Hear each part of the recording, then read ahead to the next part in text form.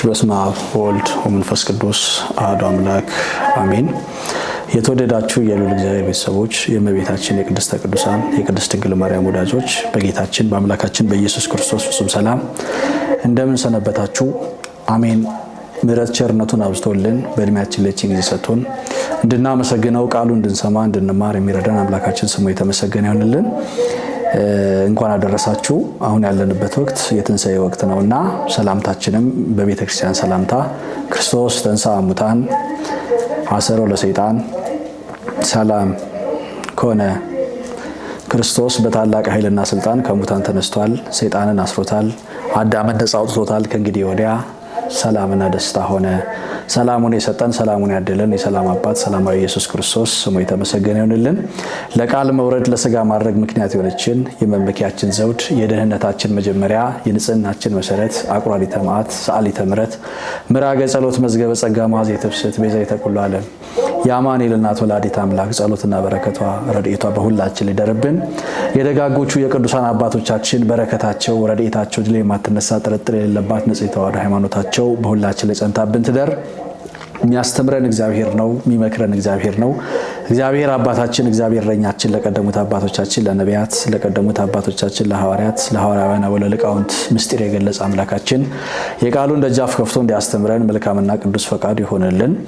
እግዚአብሔር አባታችን ቢረዳን አምላካችን ክርስቶስ ቢፈቅድልን ለዛሬ የምንማማርበት የትምህርታችን መነሻ ቃል የምናደርገው በትንሣኤው ዕለት ቤተክርስቲያናችን በቅዳሴዋ ከምትሰብከው ምስባክ መካከል አንዱን አንስተን የዕለቱን ቃል እግዚአብሔር እንማራለን። ለትምህርታችን ርዕስ የምናደርገው የመጽሐፍ ቅዱስ ሐሳብ ልበ አምላክ ቅዱስ ዳዊት በመዝሙር ዳዊት መዝሙር 78 ከቁጥር 65 ላይ እንዲህ ይላል። ወተንሥአ እግዚአብሔር ከመ ዘንቃ እምነዋም ወከመ ኃያል ወዳገ ወይን ወቀተለ ጸሮ በደሬሁ ይላል። እግዚአብሔር ከእንቅልፍ እንደሚነቃ ተነሳ፣ የወይን ስካር እንደተወ እንደ ኃያል ሰው በሚል ኃይለ ቃል እንማራለን። አምላካችን እግዚአብሔር የቃሉን ደጃፍ በድጋሚ ከፍቶ እንዲያስተምረን መልካምና ቅዱስ ፈቃዱ ይሁንልን። እንግዲህ ይህንን ኃይለ ቃል የተናገረው በትንቢት መነጽር አይቶ ያስተማረው ነቢየ እግዚአብሔር ቅዱስ ዳዊት ነው። ቅዱስ ዳዊት በዝማሬው ላይ ሲናገር መዝሙረ ዳዊት በመዝሙር 78 ከቁጥር 25 ላይ ምን አለ? ወተንሥአ እግዚአብሔር ከመ ዘንቃ እምነዋም ወከመ ኃያል ወዳገ ወይን ወቀተሎ ጸሮ በደሬሁ። እግዚአብሔር ከእንቅልፍ እንደሚነቃ ተነሳ፣ የወይን ስካር እንደተወው እንደ ኃያል ሰው ይላልና የኛ ቤተክርስቲያን እንግዲህ ቤተክርስቲያናችን የኢየሱስ ክርስቶስን ትንሣኤ ስታከብር ለ50 ዕለታት ነው የምታከብረው። ከሌሎቹ በዓላት መካከል የጌታን አበይት በዓላት ከምታከብራቸው በዓላት መካከል የክርስቶስ ነገረ ትንሣኤውን ቤተክርስቲያናችን ለ50 ዕለታት ታከብረዋለች። በዚህ 50 ዕለታት የምትቀድሰው ቅዳሴ ዲዮስቆሮስ ይባላል። እምቅድመ ዓለም እያሉ አባቶቻችን በቅዳሴያቸው እንደሚጠሩት ማለት ነውና የክርስቶስ ትንሣኤ የኛን ትንሣኤ ያወጀ ትንሣኤ ስለሆነ ቤተክርስቲያን ለ50 ዕለታት በሰፊው አድርጋ ተዘክረዋለች ወይንም ታስበዋለች ማለት ነውና ትንሣኤውን እንደዚህ ቤተክርስቲያን ለ50 ዕለታት እንድትዘክር ያደረገው ምክንያት ምንድነው? ትንሣኤስ ስንል ምንድነው? እግዚአብሔርስ የተነሳው ከምንድነው? እግዚአብሔርስ እንዴት ነው የተነሳው? የሚሉትን ሐሳቦች በትምህርታችን ውስጥ የምንዳስሰው ይሆናል ማለት ነው። እንግዲህ ቅዱስ ዳዊት እግዚአብሔር ከእንቅልፍ እንደሚነቃ እንደ ኃያል ሰው እንደ የወይን ስካር እንደተወው እንደ ኃያል ሰው ተነሳ ብሎ በዝማሬው ላይ የሚነግረን ምንድነው? እንግዲህ ሞት በእንቅልፍ ነው የሚመሰለው። አባቶቻችን እንደሚነግሩን ሞት በእንቅልፍ ነው የሚመሰለው። እንግዲህ ቅዱስ እስጢፋኖስ በሞተ ጊዜ ቅዱስ እስጢፋኖስ አንቀላፋ ተብሎ ተነግሮለታልና ሞት በእንቅልፍ ይመሰላል። ስለዚህ ቅዱስ ዳዊት የክርስቶስን ሞት በእንቅልፍ ነው የመሰለው። ምክንያቱም እንቅልፍ የተኛ ሰው መነሳቱ አይቀርም እና የሚተኛበት ጊዜ በጣም አጭር ጊዜ ነው። ክርስቶስም በመቃብር ውስጥ የቆየው ለአጭር ጊዜ ነው። ማለትም ለ3 መዓልት ለ3 ሌሊት በከርሰ መቃብር ነው ክርስቶስ ያደረው። ስለዚህ ሙስና መቃብርን አጥፍቶ መግነዝ ፍቱልኝ መቃብር ክፈቱልኝ ሲል አምላካችን ክርስቶስ በገዛ ስልጣኑ በገዛ ኃይሉ ተነስቷል ማለት ነው አምላካችን። እና ለዚህ ነው ቅዱስ ዳዊት የወይን ስካር እንደተወው እንደ ኃያል ሰው አምላካችን ክርስቶስ ከእንቅልፍ እንደሚነቃ ተነሳ ብሎ የሚነግረን ማለት ነው። እንግዲህ የሰከረ ሰው ስካሩ ሲለቀው እንደሚነቃ ሁሉ ክርስቶስ በመቃብር ውስጥ የቆየው ወይስ በመቃብር ውስጥ ያደረው ለ3 መዓልት ለ3 ሌሊት በመሆኑ ክርስቶስ ከእግዚአብሔር ከእንቅልፍ እንደሚነቃ ተነሳ ብሎ ይናገራል ማለት ነው። እንግዲህ ቤተክርስቲያናችን ትንሣኤውን በምልአት ነው የምታስተምረው፣ በሰፊ ነው የምትናገረው። እንግዲህ ትንሳኤውን ያላሰበችበት ያልዘከረችበት ጊዜ የለም ቤተክርስቲያናችን።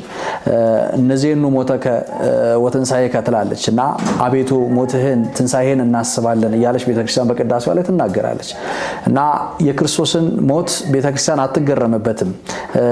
የክርስቶስን ትንሳኤ ቤተክርስቲያናችን አይገርማትም። እንደውም የክርስቶስ ሞት ነው የሚያስደንቃት። ኦ ዘጥዕመ ሞተ በሥጋ ትላለች እና የማይሞተው አምላካችን ክርስቶስ የማይሞተው መለኮት በለበሰው ሥጋ የሰውን ሥጋ ለብሶ ሞቷል ማለት ነውና የማይሞተው ሞተ እያለች ቤተክርስቲያን እጅግ በጣም ትገረማለች እና ቤተክርስቲያን የክርስቶስ ሞት የኛን ኃጢአተኞቹን ሕይወት ወደሚደነቅ ብርሃን ያመጣ ከገባንበት የኃጢአት ጨለማ ያወጣ ስለሆነ ቤተክርስቲያን ትንሳኤውን እጅግ አድርጋ ታስባለች። ሐዋርያው ቅዱስ ጳውሎስም ሞቱን በሚመስል ሞት ከእርሱ ጋር ከተባበርን ትንሳኤውን በሚመስል ትንሳኤ ከእርሱ ጋር ደግሞ እንነሳለን ብሎ ትንሳኤያችን በኩራችን የትንሳኤያችን በኩር ክርስቶስ መሆኑን ነግሮናል ማለት ነው። እንግዲህ ሊቃውንተ ቤተክርስቲያን ትንሳኤ የሚለውን ቃል ሲናገሩ ወይንም ሲያመሰጥሩት 5 አይነት ትርጉም ይሰጡታል። ትንሳኤ የሚለው ሐሳብ የመጀመሪያው ትንሳኤ የትንሳኤ ህሊና ይባላል። ትንሳኤ ህሊና ማለት ተዘኪሮተ እግዚአብሔርን ማሰብ ነው። ሰው ዕለት ዕለት እግዚአብሔርን እንዲያስብ ይገባል። በመዓልትም በሌሊትም ሲነሳም ሲተኛም በእያንዳንዱ ሁኔታ ውስጥ ሰው እግዚአብሔርን ማሰብ አለበት። ተዘኪሮተ እግዚአብሔር ያስፈልጋል። ስለዚህ የመጀመሪያው ትንሳኤ ህሊና ይባላል። ስለዚህ ሰው እግዚአብሔርን ሲያስብ ትንሳኤ ህሊና ተብሎ ይነገራል። ሁለተኛው ትንሳኤ ልቡና ነው። ትንሳኤ ልቡና የእግዚአብሔርን ቃል መስማት፣ ቃለ እግዚአብሔር መስማት፣ በንስሐ እየታደሱ በህይወት መኖር፣ ይሄ ደግሞ ትንሳኤ ልቡና እየተባለ ይጠራልና ሰው በኃጢአት ሲወድቅ በትንሳኤ ልቡና መነሳት መቻል አለበት፣ በንስሐ ማለት ነው። ሰው ከኃጢአት ሲነሳ በንስሐ የሚነሳበት ሂደት ምን ይባላል? ትንሳኤ ልቡና እየተባለ ይጠራል። ሶስተኛው ትንሳኤ ሙታን ነው። ትንሳኤ ሙታን የምንለው እንግዲህ ለጊዜው የሙታን በስጋ መነሳት ነው። ይሄ ማለት በተአምራት ነው። በተአምራት መነሳት ማለት ነው። ይሄ ማለት ዳግም ሞት የሚከተለው አይነት ሞት ማለት ነው። ይሄ ስጋ ከሞት መነሳት ይሄ ትንሳኤ ሙታን እየተባለ ይጠራል። ለምሳሌ ጌታችን አምላካችን ኢየሱስ ክርስቶስ በመዋዕለ ሥጋዌው በነበረበት ጊዜም 3 ሰዎችን ከሞት አስነስቷል። አንደኛ የመበለቷን ልጅ አስነስቷል። አምላካችን ክርስቶስ ወልደ መበለትን አስነስቷል። 4 ቀን የነበረ የሞተ አልዓዛርን ከሞተበት መግነዝ ፈቶ አስነስቶታል አምላካችን ክርስቶስ። ስለዚህ ወለተ ኢያኢሮስ የምትባለውን ደግሞ የኢያኢሮስን ሴት ልጅም አምላካችን ክርስቶስ አስነስቷል። እነዚህ ሰዎች ግን ቢነሱም በስጋ ቢነሱም ዳግም ሞተዋል ማለት ነው። ሞትን አግኝቷቸዋል። ስለዚህ ይሄ በተአምራት የምንነሳበት መንገድ ትንሳኤ ሙታን እየተባለ ይጠራል። አራተኛው ትንሳኤ ዘጉባኤ የሚባለው ነው። ትንሳኤ ዘጉባኤ የምንለው ከዓለም ህልፈት በኋላ የሰው ልጅ ሁሉ እንደየሥራው ለጽድቅም ለኩነኔም የሚነሳበት ትንሳኤ ነው። ትንሳኤ ዘለክብር፣ ትንሳኤ ዘለሐሳር የምንለው አለ።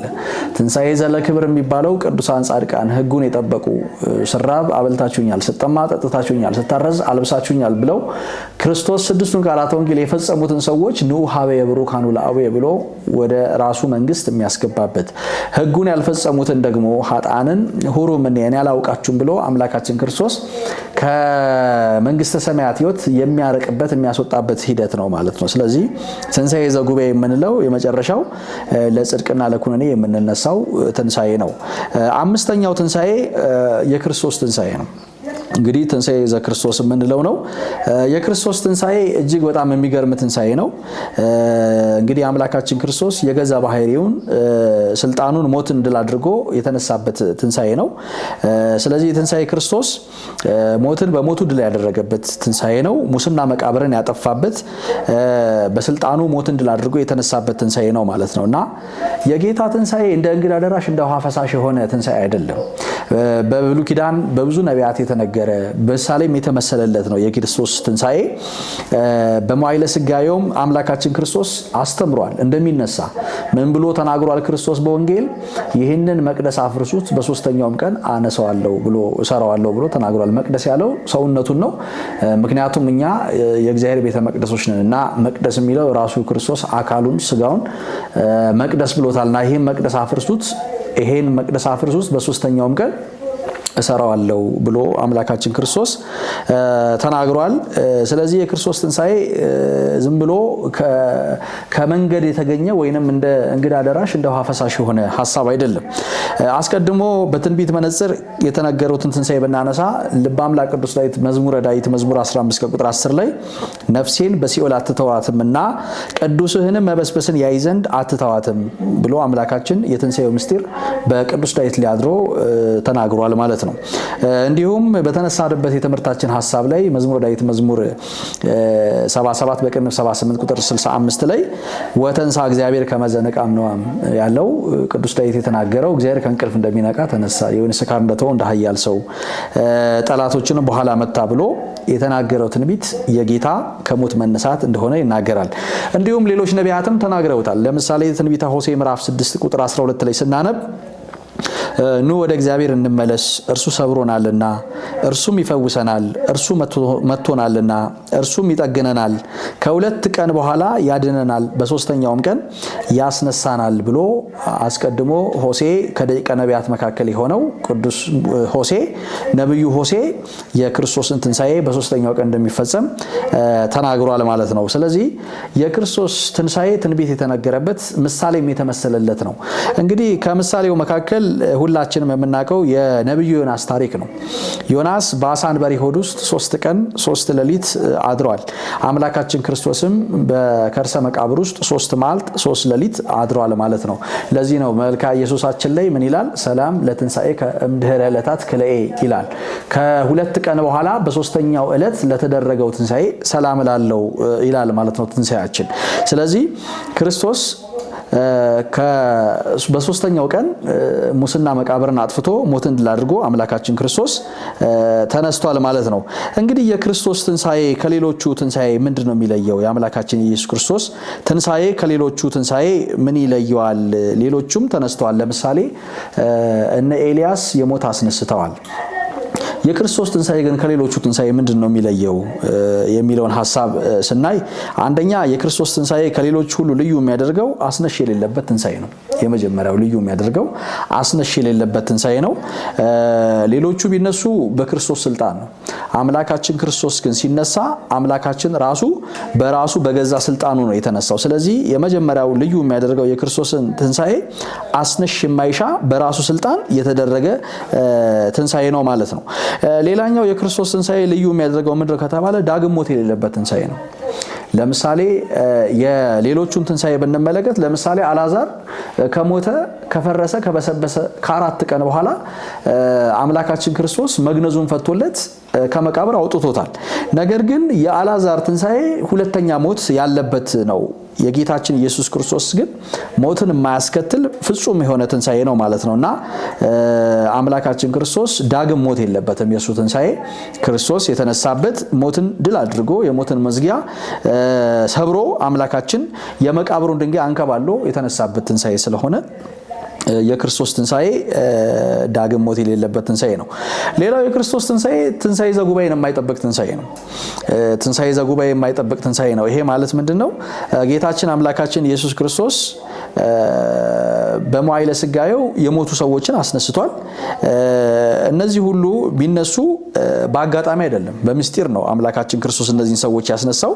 ይሄ ማለት ለምንድን ነው ከተባለ በመጽሐፍ ቅዱስ እንግዲህ 3 ሰዎችን ክርስቶስ አስነስቷል። ለምንድን ነው እነዚህ 3 ሰዎች ለየት አድርጎ መጽሐፍ ቅዱስ ላይ የመዘገበልን ከተባለ አንደኛው የወለተ ኢያኢሮስ የተባለችውን የኢያኢሮስን ሴት ልጅ ነው ያስነሳው ክርስቶስ። ሁለተኛው ወልደ መበለትን ነው የመበለቷን ልጅ ነው ያስነሳው። ሶስተኛ አልዓዛርን ያስነሳው። መጽሐፍ ቅዱስ ላይ እነዚህን ትንሣኤዎች እነዚህ 3 ትንሣኤዎች ተጽፈዋል። ይሄ የሆነበት ምክንያት ደግሞ ምስጢር ስላለው ነው። ለምንድን ነው ከተባለ አምላካችን ክርስቶስ ከ3 አይነት ሞት እንደሚያድነን ለማስረዳትም ጭምር ነው። ወለተ ኢያኢሮስን ወልደ መበለትንና አልዓዛርን ያስነሳው ክርስቶስ ከ3 የሞት አይነቶች እንደሚያስነሳን ለማሳየት ነው። አንደኛው ስጋዊ ሞት ነው። የመጀመሪያው ስጋዊ ሞትን፣ ሁለተኛ ሞተ ነፍስን ነው። ሶስተኛው ደግሞ የህሊና ሞት ምንለው ነው። ክርስቶስ ከነዚህ ከሶስቱ ሞቶች ከስጋ ሞት ከነፍስ ሞትና ከህሊና ሞት እንደሚያስነሳ ለማጠየቅ እነዚህ ሶስቱን ሰዎች አስነስቷል ማለት ነው። እንግዲህ የህሊና ሞት የሚባለው ሰው በህሊናው ሞተ የሚባለው ከሃይማኖት ከምግባር ከተለየ ነው። ከእግዚአብሔር ከተለየ ይሄ የህሊና ሞት ይባላል።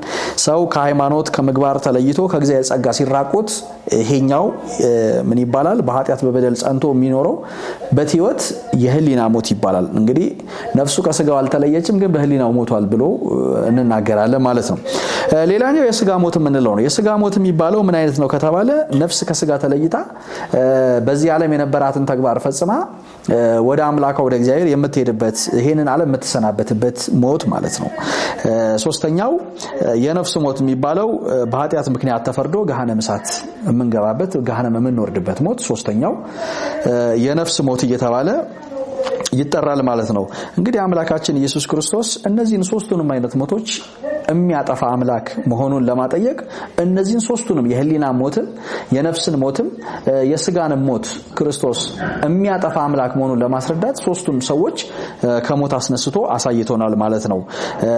ስለዚህ እነዚህ ሰዎች ቢነሱም ዳግም በትንሣኤ ዘጉባኤ ወይንም በዕለተ ምጽአት ጊዜ ዳግም ይነሳሉ ማለት ነውና አምላካችን ክርስቶስ የሱ ትንሣኤ ግን ትንሣኤ ዘጉባኤን የማይጠብቅ በሶስተኛው ዕለት ሞትን ድል አድርጎ የተነሳበት ትንሣኤ ስለሆነ የክርስቶስ ትንሣኤ ለየት ያደርገዋል ማለት ነው። ሌላው የክርስቶስ ትንሣኤ ለየት የሚያደርገው ምንድነው? የትንሣኤያችን በኩር መሆኑም ጭምር ነው። የትንሣኤያችን በኩር ነው ክርስቶስ አምላካችን።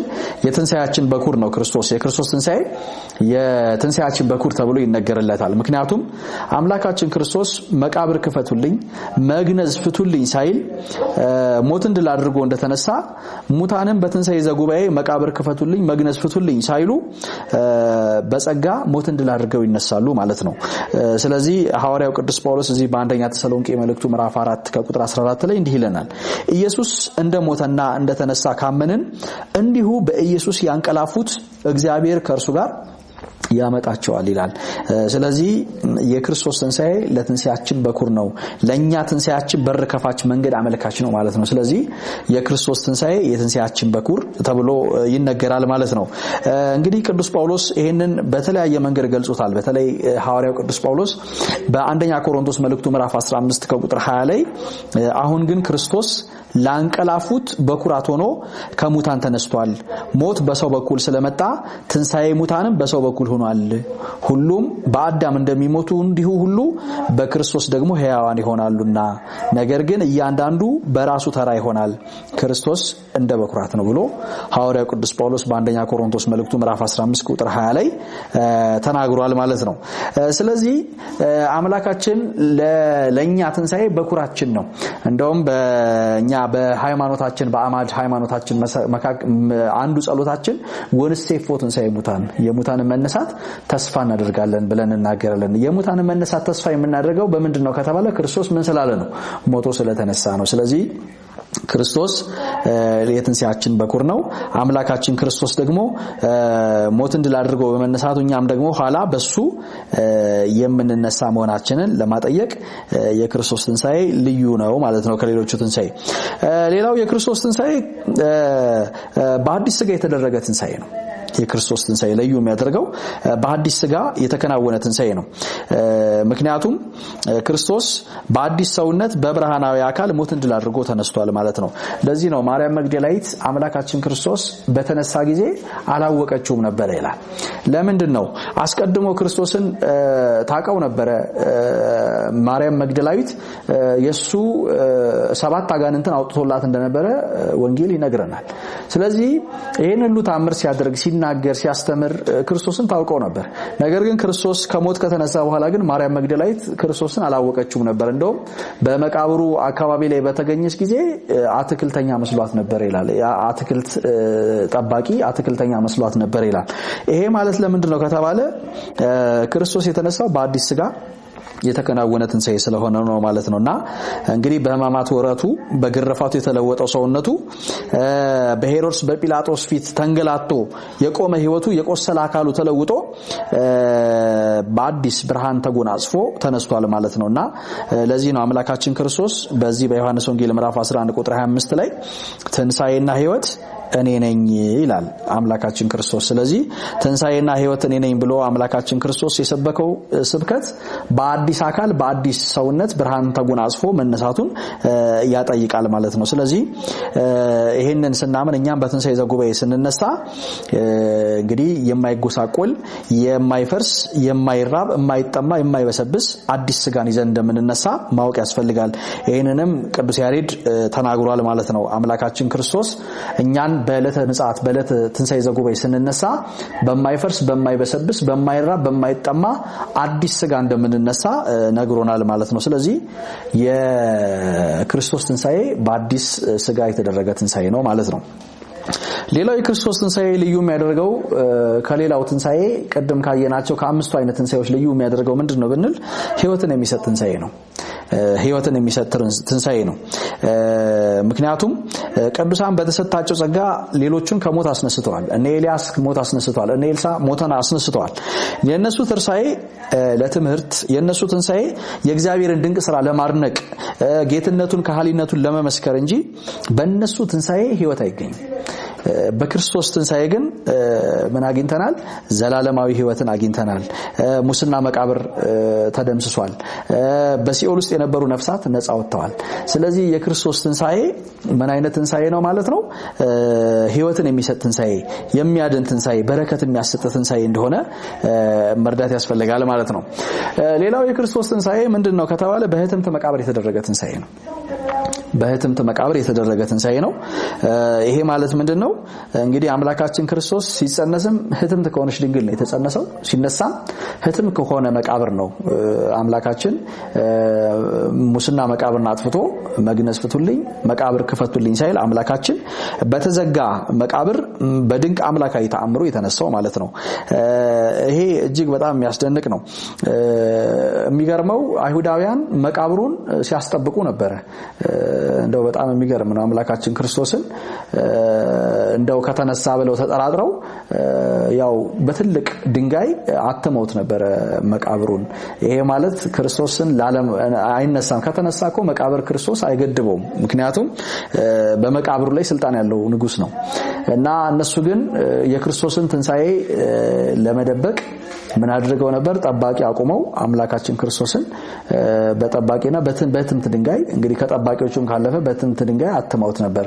ግን አምላካችን ክርስቶስ በገዛ ስልጣኑ በተዘጋ መቃብር ተነስቷል ማለት ነው። ለዚህ ነው በመልካ ኢየሱስ ላይ ሊቁ ምን ይላል? ሰላም ለትንሣኤ ከእምድኅረ ዕለታት ከለይ አቀብተ መቃብር አይላብ ዘንበለ ይስሙ ቀርነ ጽዋይ ወበእንተ ዘይብሉ ከክርስቶስ በክብረ ትንሣኤ ይላል። ይሄ ማለት የመቃብር ጠባቂዎቹ ሳይሰሙ ለተነሳው ከሁለት ቀን በኋላ በሶስተኛው ቀን ለተነሳው ትንሣኤ ሰላም እላለሁ ወበእንተ ዘይብሉ ከክርስቶስ በክብረ ትንሣኤ ክርስቶስን የትንሣኤያችን በኩር ነው ይሏል ብሎ ሊቁ በመልካ ኢየሱስ ላይ ተናግሮታል ማለት ነው። ስለዚህ አምላካችን ክርስቶስ ሲነሳ ምን አድርጎ ነው? መቃብሩን እንደተዘጋ በህትምት መቃብር ተነስቷል ማለት ነው። እንግዲህ ከመቤታችን ከድንግል ማርያም ማህፀን በአጭር ቁመት በጠባብ ደረት ተወስኖ ማይተመ ድንግልናዋን ሳያጠፋ አምላካችን ክርስቶስ በድንግል ማርያም ማህፀን ገብቶ እንደወጣ በተዘጋ መቃብርም አምላካችን ክርስቶስ ሞትን ድል አድርጎ ተነስቷል ማለት ነው። ይሄ እጅግ በጣም የሚያስደንቅ የአምላካችን ኢየሱስ ክርስቶስ ልዩ ትንሣኤ ነው ማለት ነው። እንግዲህ የክርስቶስን ትንሣኤ ከሌሎቹ ትንሣኤ ለየት የሚያደርጉት እነዚህ ነጥቦች ካየን ክርስቶስ ከተነሳ በኋላ ምንድነው የተከናወኑ የሚሉትን ነጥቦች ደግሞ አንስተን ትምህርታችንን እንጠቀልላለን። እንግዲህ ክርስቶስ ከተነሳ በኋላ እንግዲህ የመነሳቱን ዜና መላእክት የመጀመሪያ ያበሰሩት ለሴቶች ነው። የመጀመሪያውን ትንሣኤ ያየችው ወይንም በስራት የሰማችው ማርያም መግደላዊት የምትባል ሴት ናት። ይሄ እጅግ በጣም ያስደንቀናል። የመጸነሱን ዜና ለመጀመሪያ ጊዜ የነገረው አምላካችን ክርስቶስ ለእናቱ ለድንግል ማርያም ነው። ትንሣኤውንም መጀመሪያ ያበሰረው ለማርያም መግደላዊት ነው። ይሄ እጅግ በጣም የሚያስደንቅ ሐሳብ ነው። ግን በጣም የሚገርመው አምላካችን ክርስቶስ ከተቀበረ በኋላ እንግዲህ ዮሴፍ፣ ኒቆዲሞስ የሚባሉ ሰዎች ክርስቶስን ስጋ ከጲላጦስ ለምነው ጠይቀው ከመስቀል አውርደው ቀብረውታል። እንግዲህ ኒቆዲሞስና ዮሴፍን ስናስብ እጅግ በጣም የሚገርሙን ሰዎች ናቸው። ምክንያቱም እነዚህ ሰዎች በስውር ተምረው ግን በመጨረሻው ህቅታ ላይ በጌታ ማንም ባልነበረ ሰዓት ላይ ከጌታ ጎን የቆሙ ወዳጆች ናቸው። እንደው አንዳንዴ 5000 ህዝብ ሲከተለው የነበረው ክርስቶስ በዕለተ ሆሳዕና ንገስልን እያለ ሲያወድሰው የነበረው ህዝብ ጌታ ኢየሱስ ክርስቶስ በዕለተ ዓርብ መቃብር ላይ በወረደ ጊዜ ግን ማንም ከጎኑ አልነበረም፣ ከእመቤታችን ከድንግል ማርያምና ከዮሐንስ በቀር ማለት ነው። ይሄ እንግዲህ የዓለም ጠባይ ነው። ዓለም ስናበላ ስናጠጣ እንግዲህ ከጎናችን ናት። በመከራችን በስቃያችን ጊዜ ግን ከጎናችን አትሆንም ማለት ነው እና 5000 ህዝብ ሲከተለው የነበረው ጌታን ክርስቶስን በዕለተ ሆሳዕና ንገስልን እያለ ሲያወድሰው የነበረው ህዝብ ጌታችን ኢየሱስ ክርስቶስ በዕለተ ዓርብ መስቀል ላይ በኋላ ጊዜ ከጎኑ ማንም ሰው አልነበረም።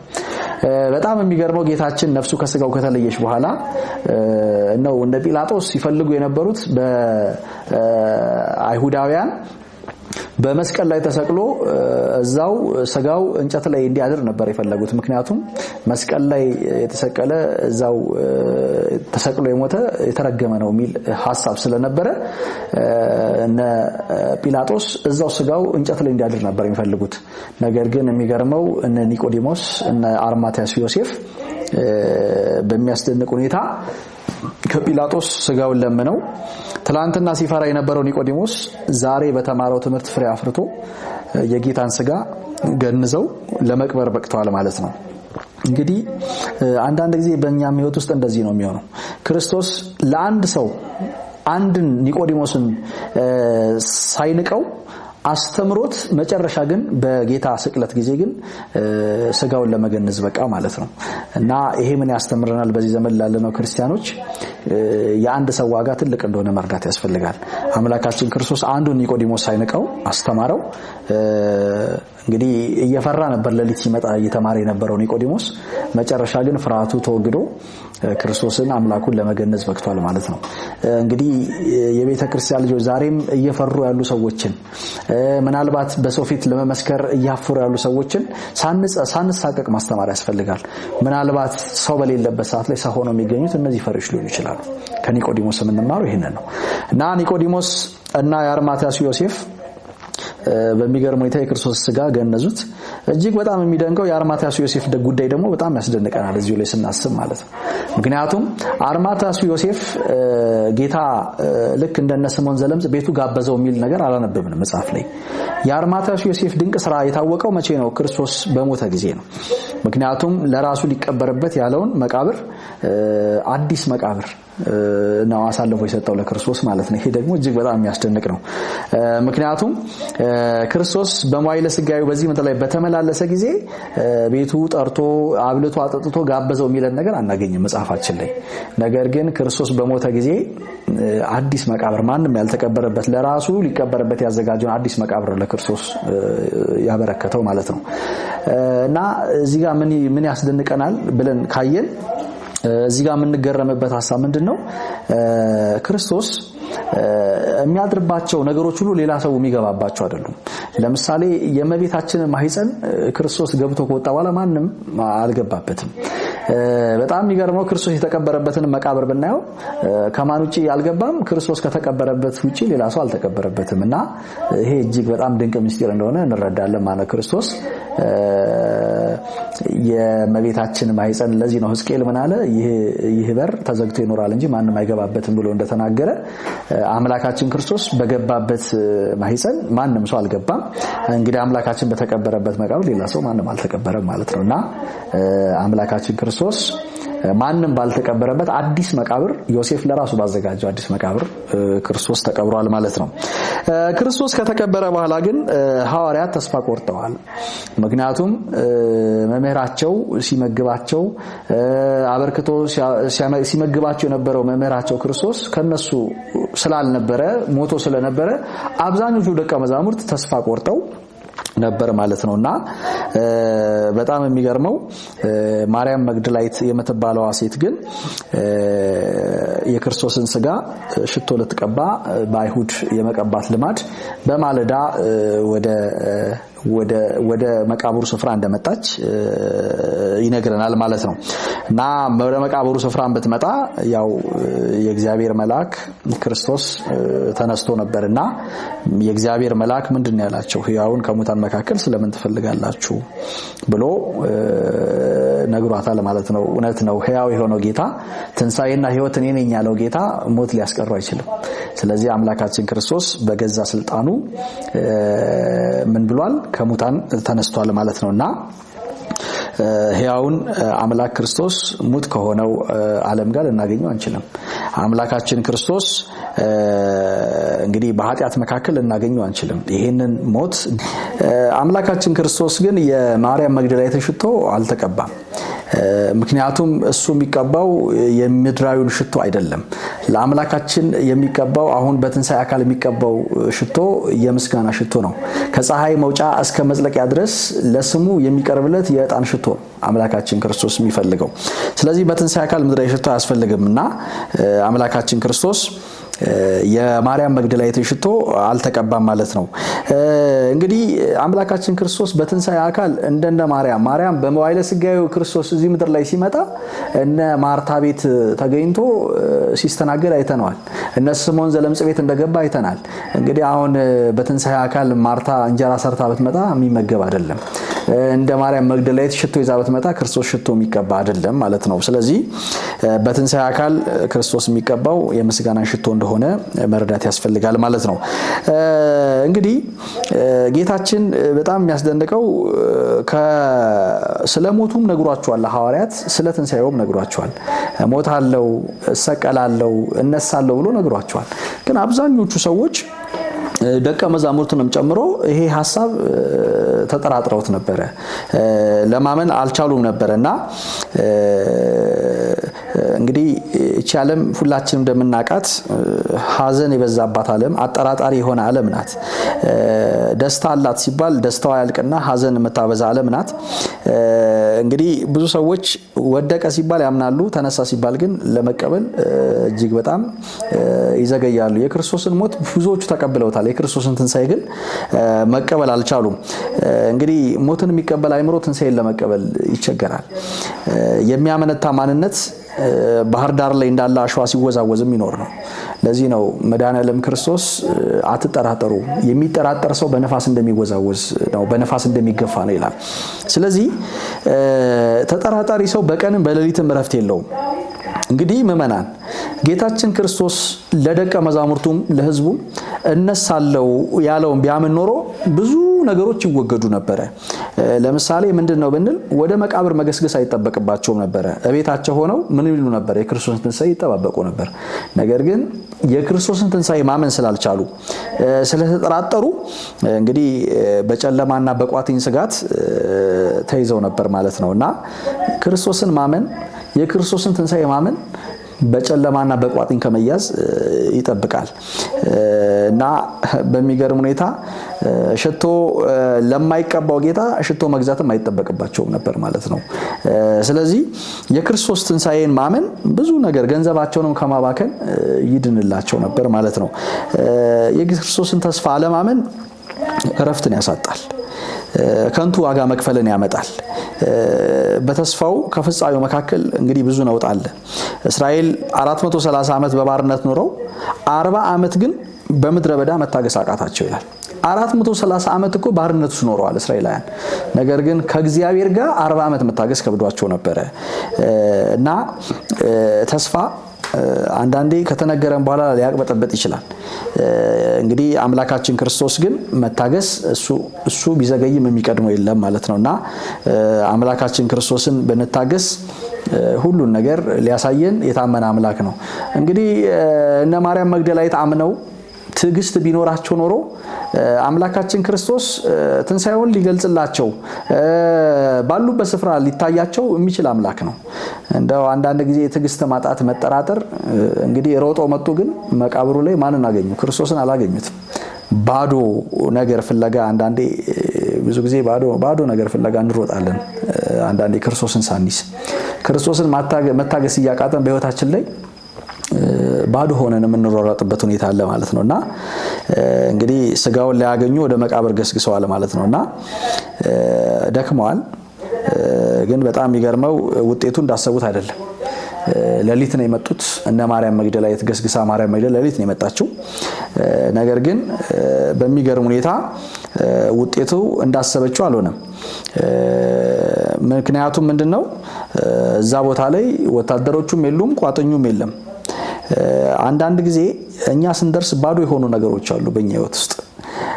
እንደው ሁሉ ነገር የምንይዛቸው የምንጨብጣቸው የምናገኛቸው እየመሰሉን ስንሮጥ ልክ እኛ ያዝናቸው ስንል ከእጃችን የሚወጡ ብዙ ባዶ የሆኑ ነገሮች አሉ እና አንዳንዴ ገንዘባችን የምንጨርስባቸው ነገሮች ውጤቱን ስናየው ባዶ ነገር ለማግኘት ሊሆን ይችላል። እንደው መናን አንዳንዴ ገንዘባችንን የምንጨርሰው ጉልበታችንን የምንጨርሰው ውጤት በሌለው ነገር ላይ ሊሆን ይችላል። ማርያም መግደላዊት ገንዘቧን አውጥታ ሽቶ ይዛ መጣች። በሚገርም ሁኔታ ስትደርስ ግን መቃብሩ ላይ ስትደርስ ባዶ ነው ሆነ ያገኘችው ማለት ነው። እና አንዳንዴ እኛ ስንደርስ ባዶ ሆነው የምናገኛቸው ነገሮች አሉ ማለት ነውና እዚህ ጋር ማርያም መግደላዊትን ብቻ ሳይሆን ማሰብ ያለብን እቺ ሴት እዛው አካባቢ ላይ ይሄንን ስትመለከት እጅግ በጣም ደንግጣለች። ከዛ በኋላ ምንድነው ያደረገችው? ሄዳ ለደቀ መዛሙርቱ ነው ያወራችው። መቃብሩ ባዶ ነው፣ ምናልባት ሰርቀውት ይሆናል የሚል ሐሳብ ነው። ተነስቷል እንኳን የሚል ሐሳብ አልነበራትም። ምናልባት ሰርቀውት ሊሆን ይችላል ብላ አሰበች። ነገር ግን በሚገርም ሁኔታ ሄዳ ለደቀ መዛሙርቱ ነገረቻቸው ይላል እና እዚህ ጋር ሶስት ሰዎችን እስኪ እናነጻጽር። ሄዳ ለደቀ መዛሙርቱ አወራች። ዮሴፍና ዮሐንስና ጴጥሮስ እየተሯሯጡ ወጡ፣ የሆነውን ነገር ለመመልከት ማለት ነው። አንዳንዴ በእኛ ህይወት ውስጥ በተለይ ክርስትና ላይ ሶስት አይነት ሰዎች አሉ። የመጀመሪያዎቹ ምን አይነት ሰዎች ናቸው? ማየት የሚፈልጉ ናቸው፣ መረጃ የሚፈልጉ። ሁለተኞቹ ማመን የሚፈልጉ ናቸው። ሶስተኞቹ ደግሞ መዳን የሚፈልጉ አይነት ሰዎች አሉ። እንግዲህ እነዚህን ሶስት ሰዎች እስኪ እናነጻጽራቸው። እነዚህ ሶስቱን ሐዋርያት፣ ሁለቱን ሐዋርያት እና ማርያም መግደላዊትን እንግዲህ ማርያም መግደላዊት ነገረቻቸው። ጴጥሮስ እና ዮሐንስ እየተሯሯጡ መጡ። በሚገርም ሁኔታ ዮሐንስ ወጣት ነበርና በጣም ሮጦ ቀድሞ መቃብሩ ጋር ደረሰ ማለት ነው። እና መቃብሩ ጋር ቀድሞ ቢደርስም ወደ መቃብሩ ግን ዘልቆ ገባ አይልም። ማን እስኪመጣ መጠበቅ ነበረበት? ቅዱስ ጴጥሮስ። ሊቃውንቱ ይህንን ሲተረጉሙ በሐተታ ምን ይላሉ? ዮሐንስ ወደ ውስጥ ዘልቆ ያልገባበት ምክንያት ምንድነው ከተባለ ዮሐንስ በማይረገ ዲቁና ላይ ያለ ሰው ስለሆነ፣ ጴጥሮስ ደግሞ በቅስና ማይረግ ላይ ስላለ ዲያቆን ቄስ ሳይገባ ወደ ውስጥ መግባት ስለማይችል ነው። ይህንን ስርዓት ሊነግረን ሊያስረዳን ፈልጎ ነው። በሌላኛ መነጽር ደግሞ ብናየው እንግዲህ ዮሐንስ ቀድሞ መጣ፣ ሮጦ ደረሰ። ጴጥሮስን ቀድሞ መጣ። ነገር ግን ወደ ውስጥ ገብቶ ሚስጥሩን ማየት አልቻለም። የጌታን ስጋ መያዝ፣ መግነዙን መፍታት አልቻለም። አንዳንዴ ቀድሞ ስለመጣን የክርስቶስን ስጋ መናገኝ የሚመስለን ሰዎች ካለን ተሳስተናል። አንዳንድ ሰዎች አለን፣ በተለይ አገልግሎት ላይ ያለን ሰዎች የምንኮፈስ ማለት ነው። አንዳንዴ ጥሪያችን በልጅነት ይሆንና ከሌሎች ቀድመን ልንደርስ እንችላለን። ቤተክርስቲያን ቀድመን የምንመጣ ማለት ነው። ልክ እንደ ዮሐንስ እነ ጴጥሮስን ቀድመው መጀመሪያ መቃብሩ ጋር የደረሰው ዮሐንስ ነው። ግን ምን አላለም? ወደ ውስጥ ዘልቆ የውስጡን ምስጢር ማየት አልቻለም። አንዳንድ ሰዎች በልጅነት አገልግሎት ጀምረው ወይንም እግዚአብሔርን በልጅነት አውቀውት ግን በጣም የሚገርማችሁ መቃብሩ ጋር ይደርሳሉ፣ ግን ወደ ውስጥ ዘልቀው መግባት ያልቻሉ ሰዎች አሉ። ይሄ ማለት ምንድነው? ቤተክርስቲያን በልጅነት አገልግሎት ይጀምራሉ፣ ግን ቤተክርስቲያን ውስጧን የማያውቁ ሰዎች አሉ። በጣም ከሌሎች እኮ ቀድመው ነው የመጡት። ህይወታቸውን እድሜያቸውን ስንቆጥረው በአገልግሎት የቆዩበትን ዘመን ስናየው እጅግ በጣም ከሌሎች የቀደመ ነው። ነገር ግን እነዚህ ሰዎች ውስጥ ዘልቀው ክርስቶስን ማየት አልቻሉ። የክርስቶስ ስጋ ማግኘት አልቻሉ። እና አንዳንዴ እንዲህ አይነት ህይወት ያለን ሰዎች አለን። በጣም እድሜ የምንቆጥር ማለት ነው። በጣም ሰንበት ትምህርት ቤት እኮ ማገልገል ከጀመርኩ 15 ዓመት ሆኖኛል፣ 20 ዓመት ሆኖኛል። ግን ውስጧን ገብተን ማናውቃት ቤተክርስቲያን ማለት ሚስጥረ ስላሴን ማናውቅ፣ አይማደ ሚስጥሩን ማናውቅ፣ ሚስጥራተ ቤተክርስቲያን ጥንቅቅ አድርገን ማናውቅ፣ ይሄ ማለት ክርስቶስን በደንብ አድርገን ማናውቅ ማለት ነው። እና ኋላ ጴጥሮስ ገባ። ከዛ በኋላ ጴጥሮስ ከገባ በኋላ ዮሐንስ ተከትሎት ያው ገባ ነው። እንግዲህ ጴጥሮስ ሲመለከት የክርስቶስን መግነዝ አገኘው ይላል። ከዛ በኋላ ምንድነው ያደረገው ጴጥሮስ? መግነዙን ይዞ እውነት ክርስቶስ ተነስቷል አለ አይልም። እንግዲህ ምን አደረገ? መግነዙን አነሳ፣ አየ፣ ክርስቶስ እንደሌለ አውቋል። ግን እንደው እስኪ ተነስቶ ከሆነ እዛው አካባቢ ላይ ለፈለገው ብሎ አልጠበቀም። ያንን መግነዝ አየ፣ ማረጋገጫ አየ፣ ከዛ በኋላ ወጣ ነው የሚለው። እንደው አንዳንድ ሰዎች ማረጋገጫ ለመፈለግ ብቻ ቤተክርስቲያን የምንመጣ ሰዎች አለን። የሆነ ቦታ ጸበል ፈለቀ ሲባል ያው መፍለቁን ለማረጋገጥ የምንሄድ ማለት ነው። ከዛ በኋላስ ካረጋገጥን በኋላ ያው ለመዳን ራሳችንን ማናዘጋጅ ማለት ነው። ጴጥሮስ ተነሳ የሚለውን ወሬ ሰማ። የሰማውን ወሬ ግን በአይኑ ሊያረጋግጥ ፈለገ፣ መጣ። ከዛስ በኋላ ሄደ፣ አየ፣ አረጋገጠ። ከዛስ በኋላ ግን እውነትም ጌታ ተነስቷል ብሎ ቆመ ይለናል። ቆሞ ክርስቶስ ስለተነሳ የተነሳውን ጌታ ትንሳኤውን በልቦናውን ብሩህ አድርጎ እንዲያሳየው ጸልይ አይልም። አየ፣ ወጣ ነው የሚለው። እና አንዳንዴ ማረጋገጫ ብቻ ፍለጋ የሚመጡ ሰዎች አሉ። ለመዳን ሳይሆን ለማረጋገጥ ቤተክርስቲያን እንግዲህ ጸበሉ እንዴት ነው? ጸበሉ ያድናል ወይስ አያድንም የሚለውን ለማረጋገጥ የሚመጡ ሰዎች አሉ። ቅዱስ ቁርባኑ ያድናል ወይስ አያድንም ሊድኑበት ሳይሆን ሊያረጋግጡ ቼክ ለማድረግ የሚመጡ ሰዎች አሉ። እነዚህ የጴጥሮስ ምሳሌ ናቸው። ሶስተኛ ማርያም መግደላዊትን ነው የምናየው። እና ማርያም መግደላዊት መጣች። እንግዲህ ዮሐንስም አየ፣ ጴጥሮስም አየ፣ ሁለቱ ወደ ቤታቸው ተመለሱ። ማርያም መግደላዊትን ግን ስናይ ወደ ቤቷ ተመለሰች አይደል? እዛው አካባቢ ሆና ምን ትል ነበር ይላል? ክርስቶስን ትፈልገው ነበር ይላል። በጣም የሚገርማችሁ ክርስቶስ መጀመሪያ ለመጡት አይደለም የሚገኘው፣ ከልባቸው ለፈለጉት ነው። ማርያም መግደላዊት እዛ አካባቢ ፈለገችው፣ እያነባች እያለቀሰች ፈለገችው። በጣም በሚገርም ሁኔታ ግን ራሱ ባለቤቱ ክርስቶስን አገኘችው ማለት ነው። እና ክርስቶስን ከልብ ካልፈለግነው ምእመናን አይገኝም። ክርስቶስ አምላካችን ክርስቶስ በመቃብሩ ስፍራ ብቻዋን ማርያም መግደላዊት ስትቀር ማርያም መግደላዊት የልቧን መሻት ተመልክቶ እንግዲህ ጌታዬን ያኖሩበትን ስፍራ ሳላውቅ ከዚህ ቦታ ንቅንቅ አልልም ብላ እዛው አካባቢ ፈለገችው እና ክርስቶስን አገኘችው። ወገኖቼ ቤተክርስቲያን ክርስቶስን ለማግኘት ምን ያህል ነው እየጸና ያለ ነው? እንደው መድኃኔዓለም ክርስቶስን አገኘዋለሁ ብለን ክርስቶስን ፍለጋ ቤተክርስቲያን አካባቢ ጸንተን እየጠበቅን ያለን ስንቶቻችን ነን? ዛሬ እኮ ክርስቶስን ሳናገኘው እየተመለስን ያለን ብዙ ሰዎች አሉ። እግዚአብሔር አምላክ ከልባችን ፈልገን እሱ እንድናገኝ አምላካችን ይርዳን። እና ማርያም መግደላዊት ሁሉም ጥለዋት ሄዱ። እሷ ግን በመቃብሩ ስፍራ ብቻዋን ፈለገችው። ክርስቶስን ካላገኘው አልሄድም አለች። እንግዲህ የምታለቅሰው ለታምላክ ኋላ ወዳጇ ነው። ክርስቶስ 7 አጋንንትን ያወጣላት ወዳጇ ነው። እና አምላካችን ክርስቶስ እንግዲህ ያ ሁሉ መከራ የተቀበለውን አምላክ ልትረሳው አልቻለችም። እንደው አንዳንድ ሰዎች እንደው ይሙት በቃ ብለው ፈርደው ዳግም የማያርፉ ሰዎች አሉ። እና እቺ ሴት ግን ያደረገላትን ውለታ እያሰበች ሁሉ ጊዜ ክርስቶስን እዛው መቃብር ስፍራ ላይ ተጠብቀው ተፈልገው ነበር ማለት ነው። እና አንዳንዴ ክርስቶስን ያደረገልን ውለታ እያሰበን ክርስቶስን መጠበቅ አስፈላጊ ነው ማለት ነውና አምላካችን ክርስቶስ ግን እቺን ሴት አላሳፈራትም። ክርስቶስ ለዚህ ሴት ተገለጠላት ማለት ነው። ማርያም ብሎ በስሟ ጠራት። ረቡኒ አለችው፣ መምህር ሆይ አለችው። እና አምላካችን ክርስቶስ ከልብ ለፈለጉት ያው የሚገኝ አምላክ ነው። ለዚህ ነው አምላካችን ክርስቶስን ፈልጉት። አምላካችን ሩቅ አምላክ አይደለም። መጽሐፍ ቅዱስ ምን ይላል? እኔ አምላካችሁ እግዚአብሔር የቅርብም የሩቅም አምላክ ነኝ ይላል። አምላካችን እግዚአብሔር ሩቅ የሚሆነው ለማን ነው ከተባለ በትዕቢት ለሚደፋፈሩት፣ በእምነት መነጽር ለማያዩት ሰዎች ክርስቶስ ሩቅ ነው። ነገር ግን በእምነት መነጽር ለሚከተሉት በትህትና ለቀረቡት ግን ክርስቶስ አጠገብ ያለ የሚገኝ አምላክ መሆኑን መረዳት ያስፈልጋል ማለት ነው። ከዛስ በኋላ ምንድን ያለው ክርስቶስ ከተነሳ በኋላ ምን አለ?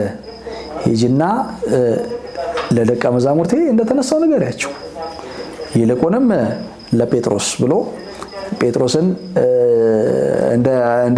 እንድጠራውላ እንደነገራት እናስተውላለን ማለት ነውና እንግዲህ ጴጥሮስ ሐሙስ ለታ ምን እንዳደረገ ሁላችንም የምናውቀው ነው። ሐሙስ እንደካደ ነው የምናውቀው። ሐሙስ ክርስቶስን እንደካደ ነው ያየነው።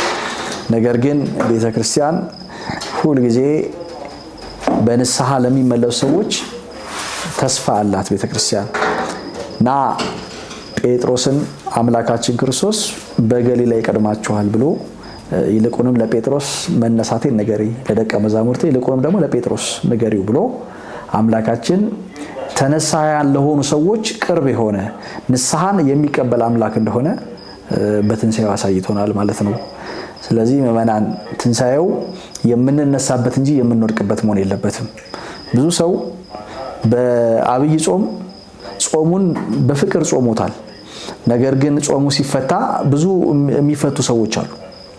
ስለዚህ ክርስቶስ ተነሳ ስንል አምላካችን ኢየሱስ ትንሣኤ የኛ ትንሣኤ ነው መሆን ያለበት እንጂ እኛ ከተነሳንበት ህይወት መመልሰን የምንወድቅበት ህይወት አይደለም መሆን ያለበትና ክርስቶስ ከሙታን ተነስቷል። እኛም ደግሞ ዛሬ ከህሊና ሞት ልንነሳ ይገባል። ክርስቶስ ሞትን ድል አድርጎ ተነስቶ ዛሬ ነፃነታችንን አውጆልናል።